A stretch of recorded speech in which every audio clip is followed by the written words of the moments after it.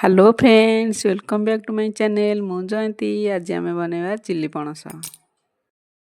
प्रथमे आम पणस को परिष्कार कर काटिकी धोईकी नहीं जावा गोटे प्रेसर रे देदेवा।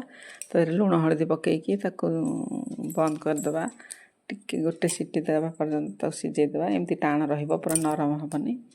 सीझे गोटे प्लेट को काढ़ीदेवा। काढ़ी ता 4 चम्मच कॉर्नफ्लोर, 2 चम्मच बेसन, स्वाद अनुसार लुण, अदा रसुण छेचा आ गोटे चम्मच चिल्ली पाउडर पकईकी भल कि गोड़ेदेवा।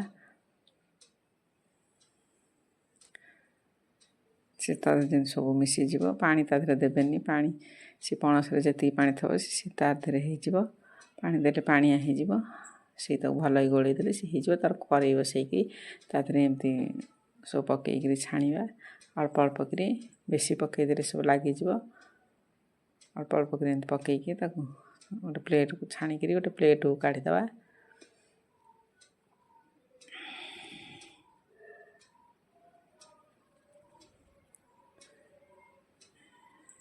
एमती अल्प अल्प छाणिक गोटे प्लेट को काढ़ीदेवा। तापर काटी रखिथबा पियाज, कंचा लंका, रसुण, पियाज, कैप्सिकम काटिक गोटे प्लेट रखा। कड़े बसैकी तादेह आग प्रथम कंचा लंका रसुण को दवा। से भाजी गले पियाज पकईवा। पियाज टी भाजी गले कैप्सिकम पकईवा। पकई भल कि गोलैवा। पूरा ताक नरम कर भाजबे ना, से टाण भाषा थी। तादेह स्वाद अनुसार लुण पकईदेवे। भल कि एमती गोलैबे। तापर चिल्ली सॉस, टमाटो सॉस पकईकि आउ टे भल गोलैबे।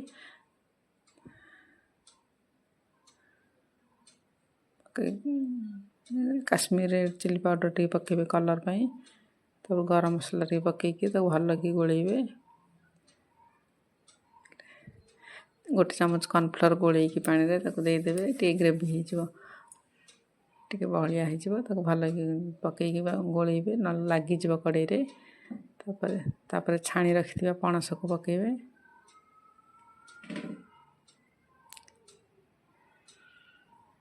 पकईकि भल केमती गोलैबे।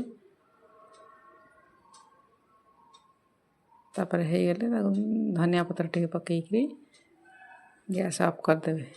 हो गला आमर चिल्ली पणस। रुटी परोटा सबुथिरे भल लगिबो। थरे बनै खातु। केमिति लागिला मते कमेंट करी जणैबे। आपन को जदि मो वीडियो भल लगी थाए तार वीडियो टी लाइक करिवे, चैनल को सब्सक्राइब करिवे, सांग मानक सहित शेयर करिवे। रहउची नमस्ते। खुशी रे रुह समस्ते।